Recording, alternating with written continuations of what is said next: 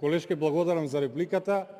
Јас колку што знам до сега инструментот за финансиска нестабилност воопшто не е ни искористен.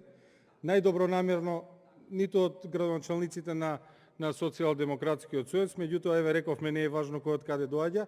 Целата дискусија е најдобронамерна затоа што со зголемување на прагот од 50% создаваме општините да продолжат по оној терк по кој што работат сега, а слободно можеме да кажеме дека се cash burning machines или машини за горење на пари.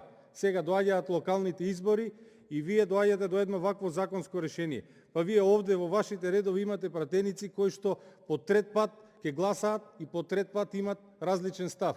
Гласале за 10%, па гласале за 30%, еве денеска не убедуваат дека тоа е добро 50%. Неконзистентноста во политиките во економијата, знаете какви резултати донесува. Благодарам.